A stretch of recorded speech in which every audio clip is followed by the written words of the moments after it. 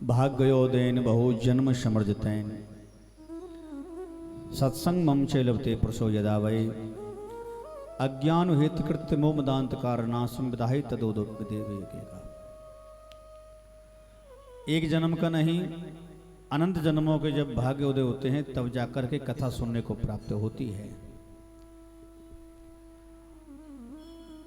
84 लाख योनियां हैं। प्रत्येक योनि में हमने कोई ना कोई ऐसा कर्म किया, ऐसा कोई सत्कर्म किया जो हमारे दिमाग में बैठा रहा भगवान के प्रति, और आज हमें इस मनुष्य शरीर में भेज दिया। हमारे सज्जनों एक जन्म नहीं अनेकों जन्म हो चुके हैं, बहु जन्म। प्रत्येक जन्म में हमने पता नहीं ऐसा कौन सा कर्म कर दिया कि हमारी योनि बदलती गई और इस मनुष्य योनि में हम लोग चले आए।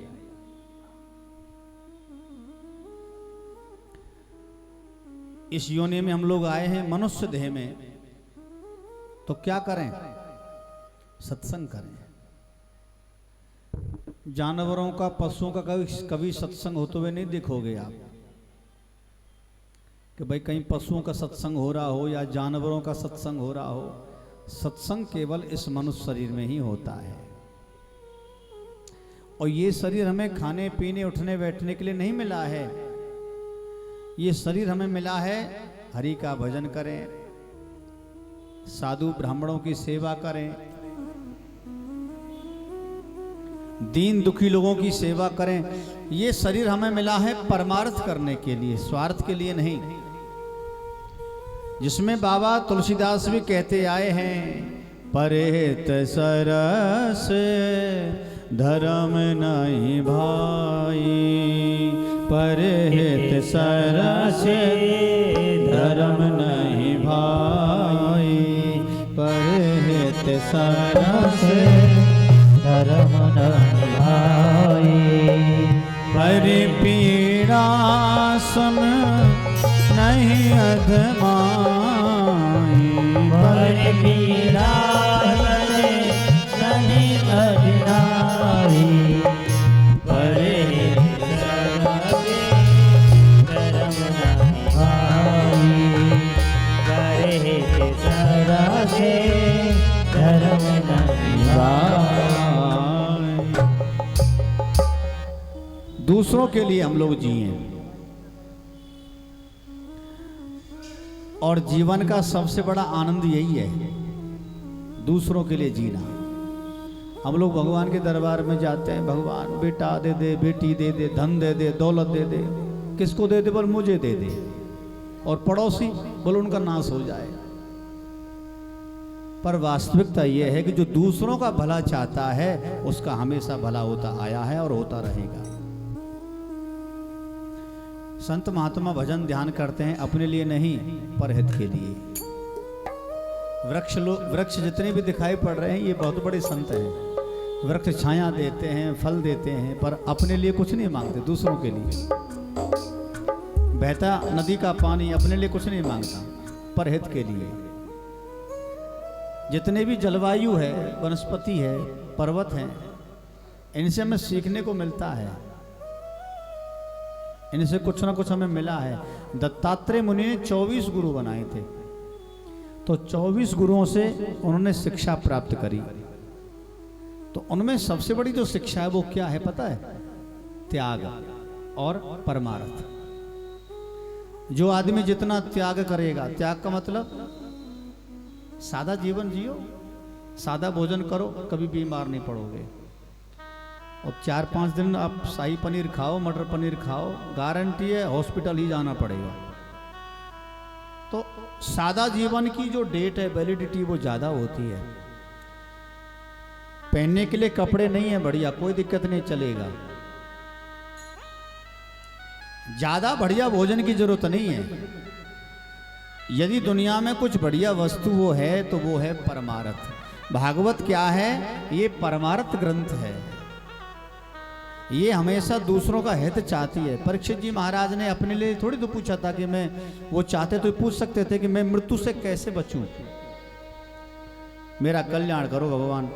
तो सुखदेव जी महाराज से केवल यही पूछा था कि म्रियमाणस्य किम कर्तव्यम, महाराज मैं तो मर ही रहा हूं, मेरे संग पत्नी कितनी जी, सारा संसार मर ही रहा है। जैसा पहले था वो अब नहीं है, जैसा अब है वो बाद में नहीं होगा।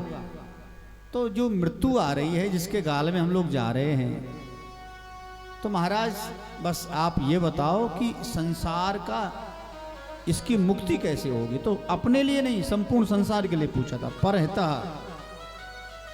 इसलिए भागवत कथा क्या है, ये परहित है। समेशाम हितम सश्याम सा, ये हित चाहती है हमेशा। बाबा तुलसीदास भी कहते ही आते हैं, कीरति भानत भोली भली होई, सुरसरी समय सब हित हुई। इसमें समस्त प्रकार की बीमारियों का निदान है। किसमें? रामायण में और भागवत में। रामायण आपको जीना सिखाएगी, भागवत आपको मरना सिखाएगी। मरने से पहले पहले हम क्या करें जिससे हमारा कल्याण हो जाए। इसलिए हम लोग इस जीवन में रहें तो सत्संग करें। अपने हम लोग किस में रह रहे हैं आज के ज़माने में? मोह और अंधकार में, मोह में फंसे हुए हैं। जिस नारी से प्रेम किया, जिस पत्नी से प्रेम किया, जिस बच्चों से प्रेम किया, पता चला कि बच्चे ही छोड़ के चले गए, तो वो प्रेम किस बात का रहा। इसलिए भागवत कथा ये सिखाती है कि मरने से पहले कुछ बढ़िया इंतजाम करके जाओ। कम से कम यमराज के सामने छाती चौड़ा के तो खड़े रहोगे, वो भी डरेगा, हाँ भाई तुमने बहुत कर्म, अच्छा कर्म किया है, सत्कर्म किया है, कीर्तन किया है, भजन किया है, ध्यान किया है। तो इसलिए सज्जनों, ये भागवत कथा हित है और भागवत कथा को ही सत्कर्म कहा गया है। लेकिन ये हमारा जो जीवन है हमें मिला है, इसमें हम लोग सत्कर्म करें, कथाएं सुने, सत्संग सुने। पर सबसे बड़ी समस्या क्या है कि जहाँ कीर्तन, भजन, ध्यान, पूजा पाठ आदि होती है सज्जनों, वहां पर नींद बहुत जल्दी आती है, निद्रा देवी बहुत जल्दी आएगी। आप लोग देखिए जहां कथाएं होंगी, नींद 2-4 लोग सोते मिलेंगे आपको, क्योंकि निद्रा देवी ने कसम खा रखी है। निद्रा देवी कौन है? ये कुंभकर्ण की पत्नी है। जैसे भगवान राम ने कुंभकर्ण को सुला दिया परमानेंट, तब इसने कसम खाई कि महाराज तुमने हमको विधवा बना दिया, पर जाओ हम भी कसम खाती हैं कि जहाँ तुम्हारे भजन कीर्तन होंगे, सत्संग होंगे, 2-4 भक्तों को तो मैं ऐसे ही सुला दूंगी। तो तुम्हारी कसम तो यह है कि तुम जो काम में, क्रोध में, लोभ में, लालच में, अहंकार में सो रहा उसको सुला देते हो, लेकिन मैं ऐसा सुलाऊंगी कि उसका कल्याण ही नहीं होगा। तो निद्रा देवी क्या चाहती है कि भगत का कल्याण ना हो। इसलिए आपको नींद नहीं आए तो ढोल नगाड़े वाले बुला रखे उन्होंने, ना सोएंगे ना सोने देंगे किसी को। बोलो प्रेम से राधे राधे। राधे राधे। सत्संगों में सबसे बड़ा, जैसे निद्रा देवी आती तो है, उसको भगाने का फायदा क्या, कैसे भगाएं उसको? कहीं पर भी कथा चल रही है, भक्ति की कथा हो रही है, खूब कीर्तन हो रहा है, नाचने का मन हो तो नाच लिया करो, खूब ताली बजाया करो, खूब गाया करो, तो इससे निद्रा देवी भागती है। हाँ, थोड़ी देर के लिए आएगी फिर भाग जाएगी, थोड़ी देर के लिए आएगी फिर भाग जाएगी। तो भगाने का काम हमारा ही है, याद रखें आप लोग। हम ही और आप लोग ही उनको भगाएंगे और कोई नहीं भगा सकता। हाँ, इसलिए याद रखें। वृंदावन में आप जाइएगा, वृंदावन में साधु महात्मा लोग भगवान का भजन गाते हैं। कई महात्मा लोग खूब नाचेंगे पागलों की तरह, लोगों को लगा पागल बाबा है। अरे भैया पागल नहीं है, भक्ति में चूर हो चुका है। भक्ति का नाश ऐसा चढ़ा है उसको कि वो अब जगने वाला नहीं हो। बस वो ये दिखाना चाहता है कि हमें देख करके कोई दूसरा और नाचे। तो भक्ति में नाचना अलग प्रकार की प्रवृत्ति होती है।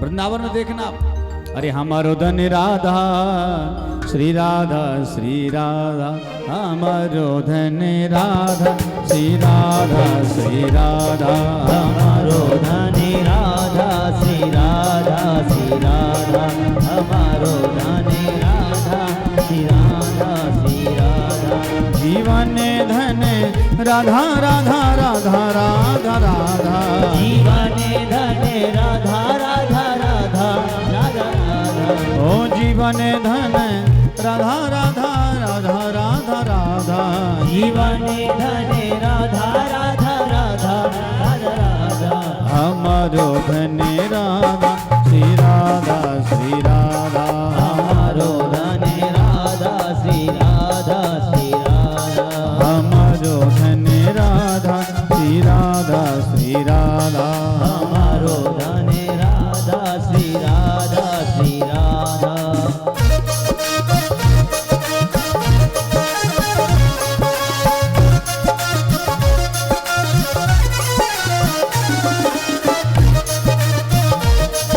राधा रानी सरकार की जय हो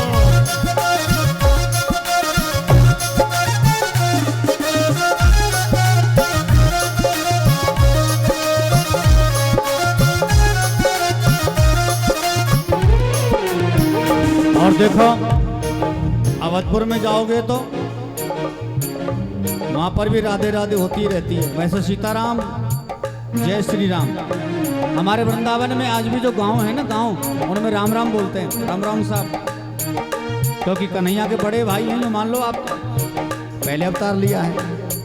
अवधपुर में जाओगे तो राम में धन राधा राधा राधा राधा राधा राम में धन राधा राधा राधा राधा राधा श्याम में धन राधा राधा राधा राधा राधा श्याम में धन राधा राधा राधा राधा राधा हमारो धन राधा श्री राधा श्री राधा हमारो धन राधा श्री राधा श्री राधा हमारो धन राधा श्री राधा श्री राधा हमारो धन राधा श्री राधा श्री राधा।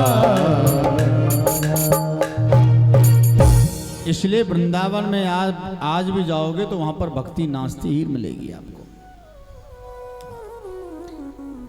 नींद भगाने का बढ़िया सौदा है, ये याद रखें। कई भक्त ऐसे होते हैं महाराज क्या करें, भगवान का नाम लेते नींद आ जाती है, ये भी स्वभाव है लोगों का।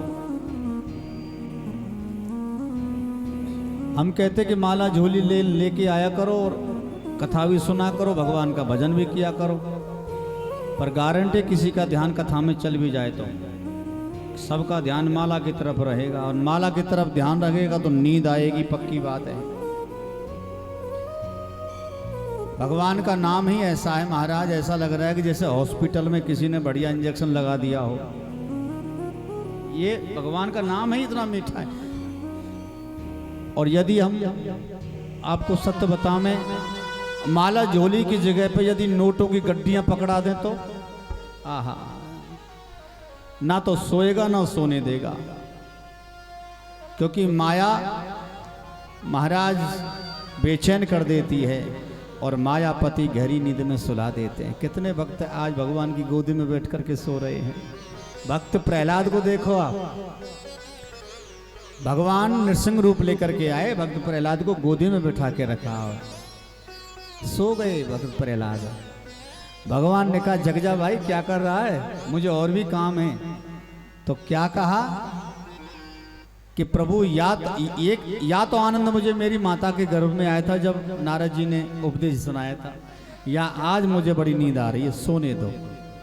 भगवान बोले तेरे सोने के चक्कर में मैं तो उठूंगा नहीं, मैं कहीं जा नहीं पाऊंगा, तो और भी तो कोई काम है, और कुछ तुझे मांगना है वो मांग ले, पर तू मुझे जाने दे भाई, मुझे छोड़। क्योंकि भक्त के बंधन में भगवान ऐसे बंध जाते हैं पर वहां से निकल नहीं पाते। इसलिए भगवान का नाम क्या, भक्त वत्सल। तो भक्ति भगवान को बांध के रखती है और भक्त के वश में है भगवान, याद रखें आप लोग। इसलिए सज्जनों, ये जो शरीर हमें मिला है बड़े भाग्य से मिला है, हम इसका सदुपयोग करें। बड़े भाग्य मानस तन पावा, सुर दुर्लभ सब ग्रंथन गावा।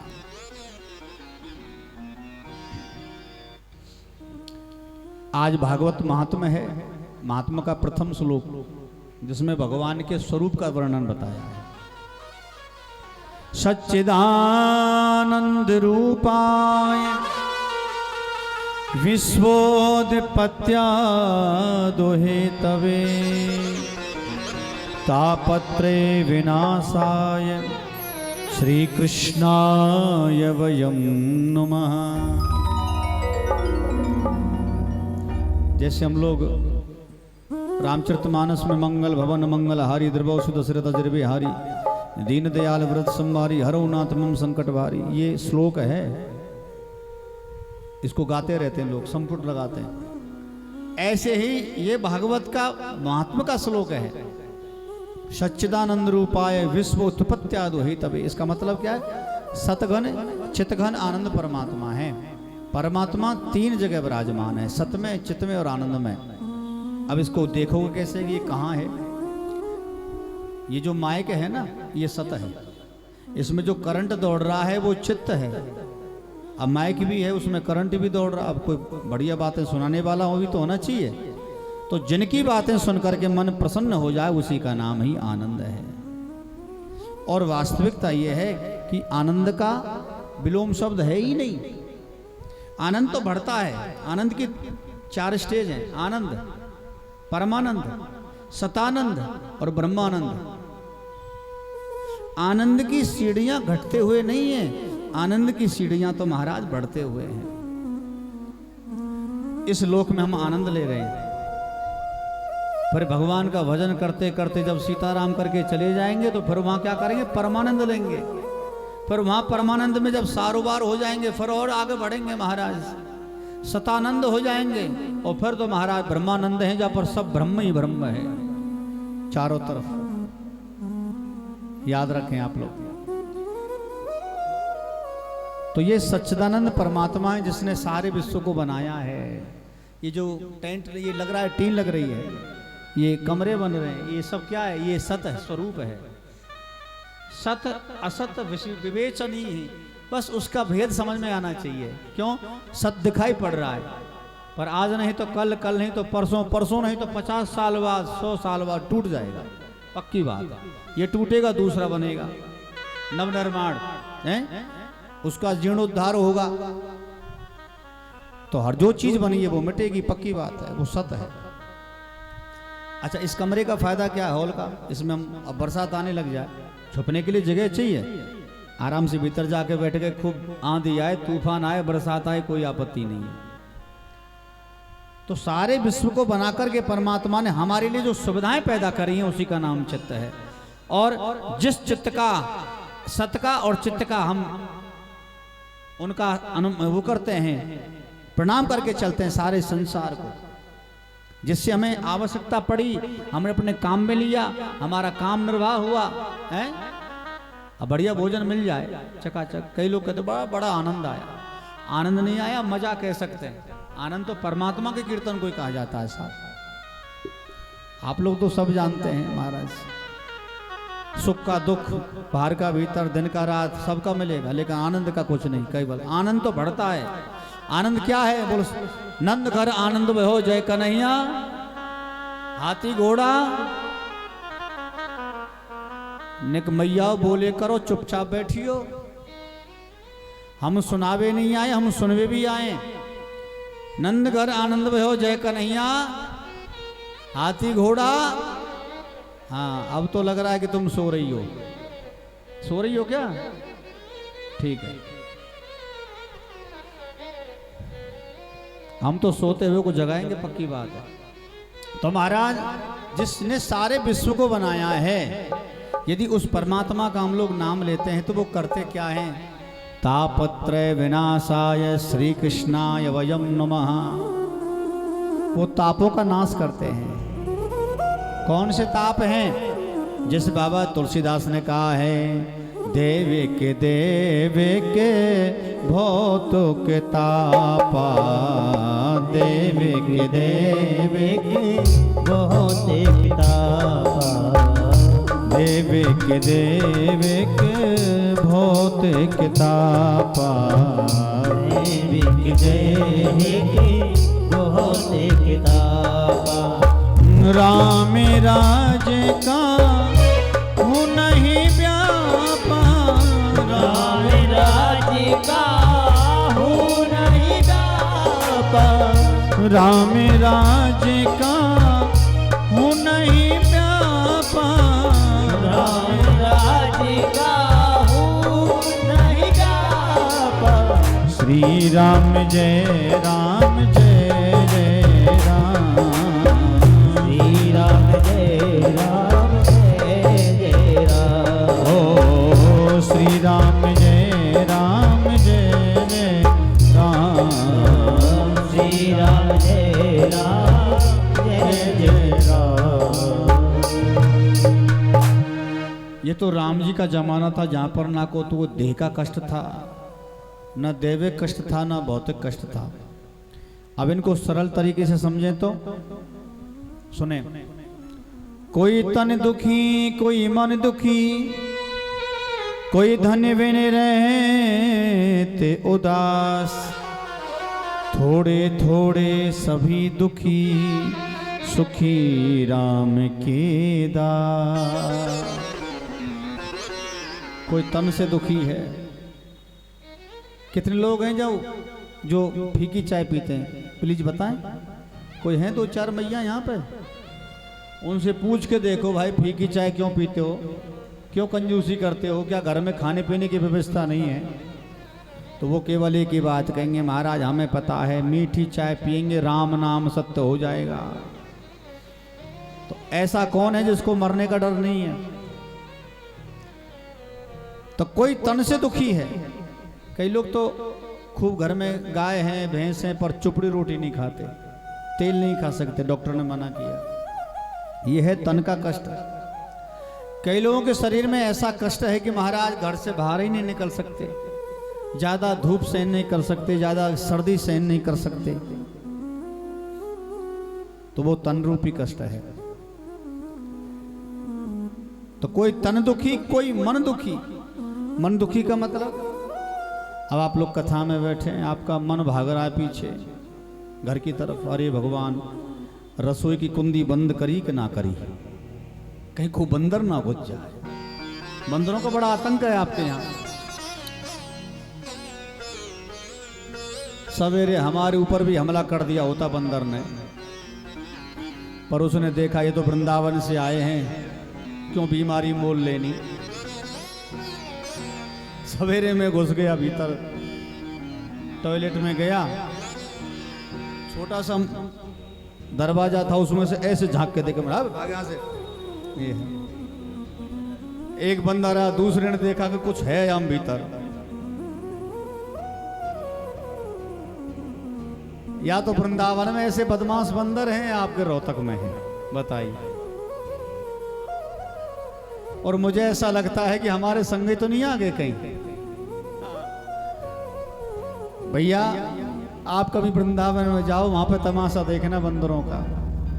वहां तो चश्मा, जो चश्मा पहनते हैं नॉट अलाउड।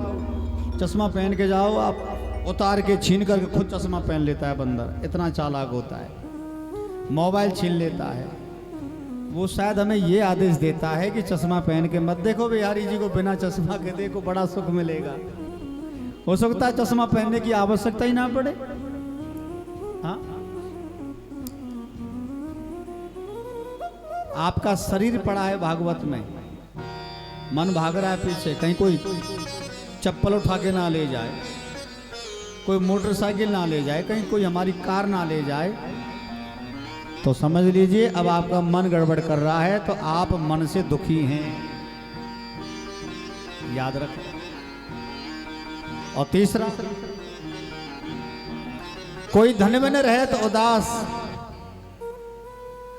किसी के पास धन नहीं है, धन कमाने के लिए क्या करता है? झूठ बोलता है, कपट करता है, चोरी करता है, डकैती करता है। धन कमाने के लिए वो बंदा क्या नहीं करता, सब कुछ कर लेता है। परिवार का लालन पालन तो करना पड़ेगा। बड़े बड़े जोखिम उठा करके जीवन का यापन करता है वो, बताइए।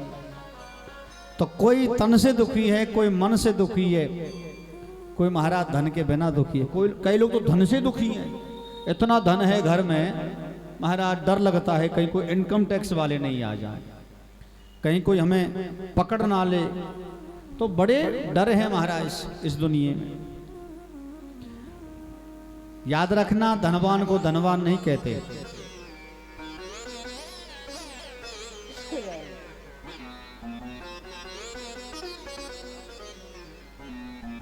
धनवान को धनवान नहीं कहते। भगवान को भूल जाना सबसे बड़ा गरीब है वो दुनिया का। धनवान कौन है? जो भगवान का नाम लिया करता है।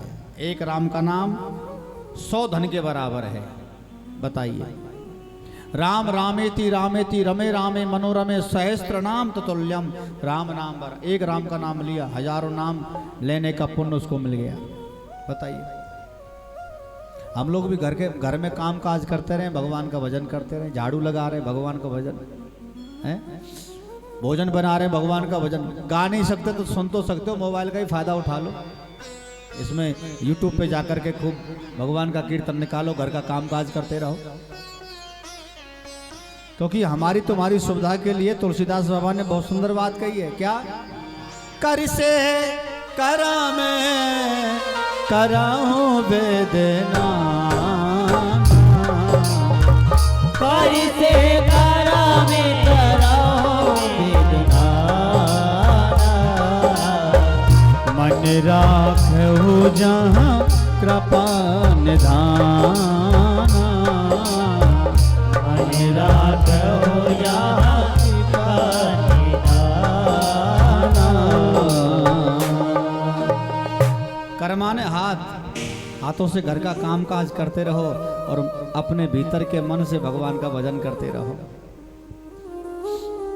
मन के हारे हार है, मन के जीते जीत, मन ही मिलावत राम सो मन ही करत भजीत। याद रखे।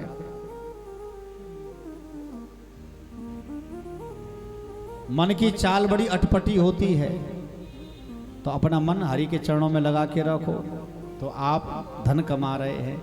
और ये धन वो है जिसको कोई चुरा नहीं सकता। हाँ।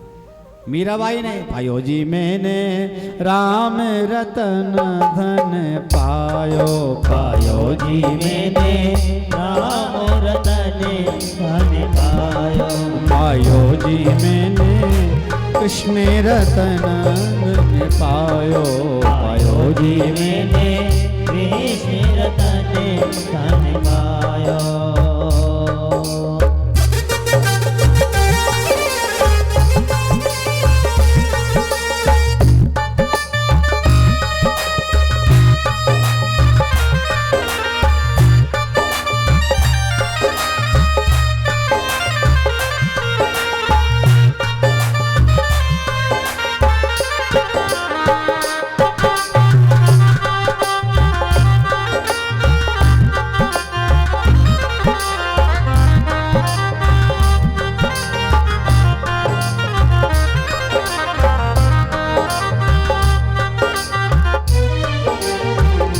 और जन्म जन्म की पूंजी पाई, जन्म जन्म की पूंजी पाई, जन्म जन्म की पूंजी पाई, जन्म जन्म की पूंजी पाई, जन्म जन्म की पूंजी पाई, जन्म जन्म की पूंजी पाई।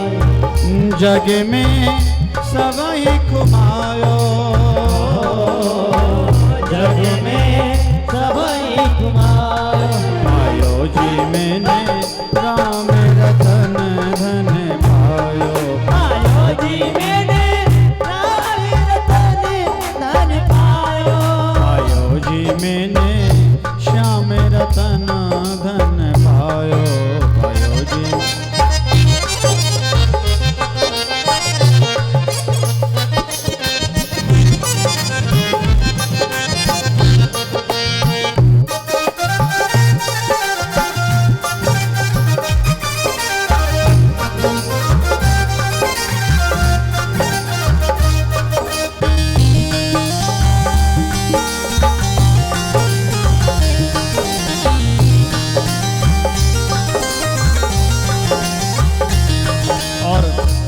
ये धन कैसा है?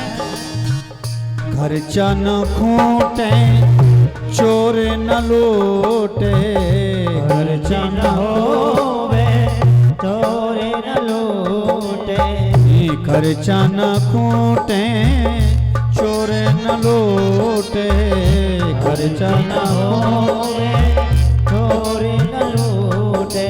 ओ दिने दिने बढ़ती सवायो, दिने दिने बढ़ती सवारो, पायो जी मैंने राम रतन धन पायो, पायो जी मैंने राम रतन धन पायो। और देखो माताएं ऐसे बैठी हैं जैसे आधार कार्ड बनवाने आई हों। बताओ, तालियां बजाया करो, कुछ गाओ कमाओ, यही समझ आएगा, कुछ भी समझ आने वाला नहीं है। हाँ, पायो जी मैंने राम रतन धन पायो, पायो जी मैंने राम रतन धन पायो।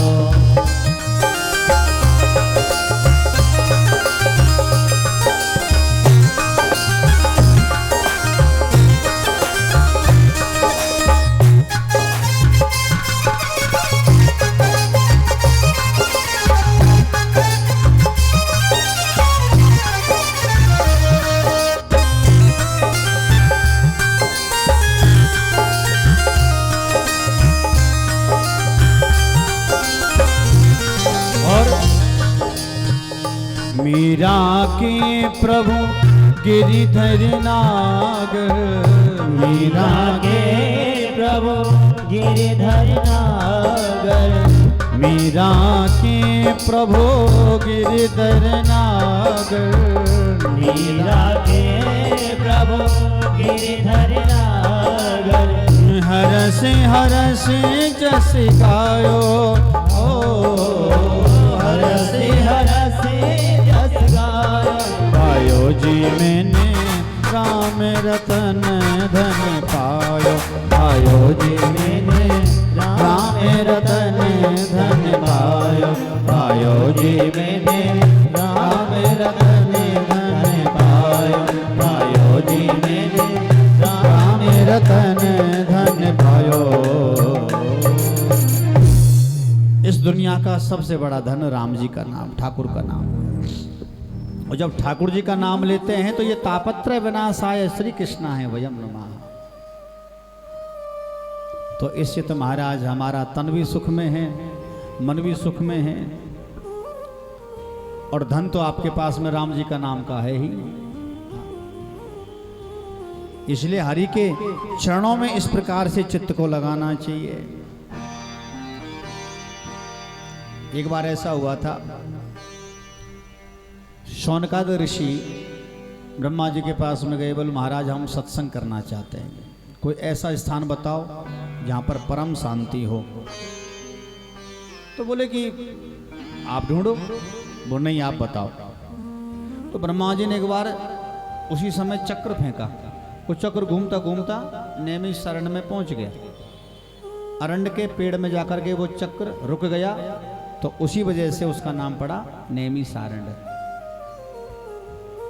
आप जाओगे कभी, लखनऊ से 60 किलोमीटर पास में ही है वो जगह, आप कभी जाओ तो देखिएगा, नैमिषारण्य क्षेत्र सीतापुर।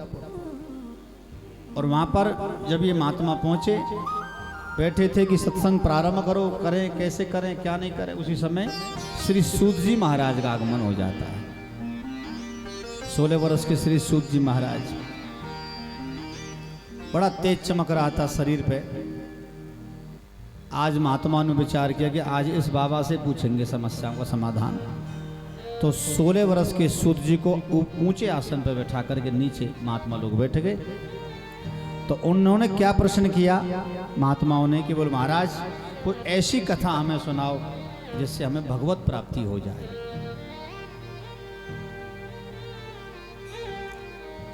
आज हमारे तुम्हारे सामने भगवान प्रकट हो जाएं, विचार करो तो क्या मांगेंगे आप लोग? बेटा बेटी धन दौलत यही तो मांगेंगे, दुनियादारी मांगेंगे, संसार में मांगेंगे, संसार को मांगेंगे तो संसार में फंसे रह जाएंगे।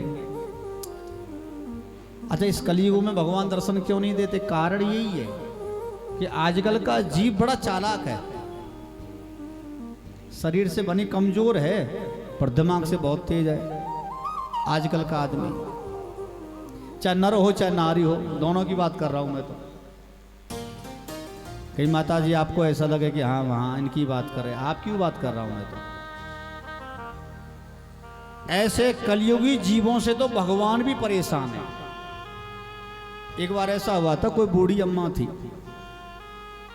घर में बड़ी गरीबी थी, उसके बेटा था पर बेटा का बेटा नहीं था, संतान नहीं थी, अंधी हो गई थी 80 वर्ष की। तो दुखी थी, तो एक ब्राह्मण उसके घर में पहुंच गया और तो ब्राह्मण से पूछा उस मैया ने कि महाराज कोई ऐसे भगवान के बारे में बताओ जो जल्दी प्रसन्न है जाएं। तो बोले ऐसा करो, भोलेनाथ की उपासना करो, जल्दी प्रसन्न हो जाते हैं। तो वह मैया ने क्या किया, भोलेनाथ की उपासना करी, भोलेनाथ प्रकट हो गए और भोलेनाथ ने कहा मैया एक ही वरदान दूंगा, मांग ले। अब मैया ने सोचा मैं मेरे लिए आंख मांगू तो कितने साल जीऊंगी, साल 2 साल 3 साल। यदि धन मांगू तो क्या फायदा, देख ही नहीं पाऊं। पुत्र मांगू तो पुत्र का भी क्या फायदा, खिला नहीं पाऊं, साल 2 साल खिलाऊंगी मर जाऊंगी। भाई खिलाने के लिए आंख भी तो होनी चाहिए, धन का सुख लेने के लिए आंख भी होनी चाहिए। तो उसके पास में तो आंखें भी नहीं थी, बेटे के बेटा भी नहीं था, घर में बड़ी गरीबी थी, क्या मांगू। तो उस मैया ने क्या दिमाग लगाया, कलयुग की मैया ने कहा हे भोलेनाथ यदि तुम देना चाहते हो तो बस एक ही वरदान दे दो, हमसे 2 नहीं मांगेंगे आपसे। बोलो क्या? बोला आप तो ये दे दो कि मैं मेरी गोदी में मेरी नाती को बिठा करके सोने की थाली में भोजन कराते हुए